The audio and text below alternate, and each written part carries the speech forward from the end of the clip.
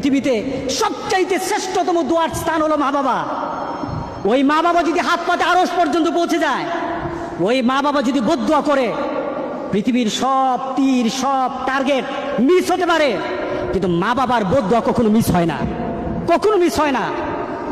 আর সন্তান মা বাবার জন্য যখন দোয়া করে, পৃথিবীর কোনো হুজুর, পৃথিবীর কোনো বুজুর্গ ব্যক্তির দোয়া কবুলের ব্যাপারে সন্দেহ থাকতে পারে, কিন্তু সন্তান যখন মা বাবার জন্য দোয়া করে, এই দোয়া আল্লাহ ফেলে দেয় না। সুবহানাল্লাহ।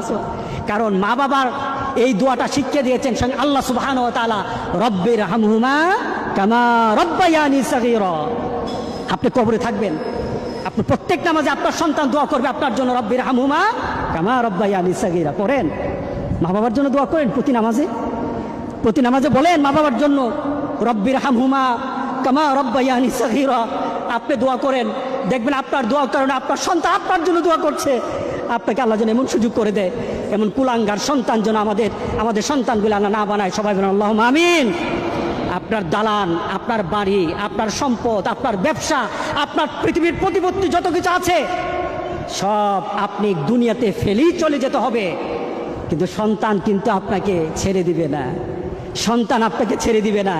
ভালো সন্তান রেখে যাবেন, কবরে শুয়ে শুয়ে আপনার সন্তানের দোয়া পাবেন। খারাপ সন্তান রেখে যাবেন, কবরে বিপদ বিপদ বিপদ চলতেই থাকবে।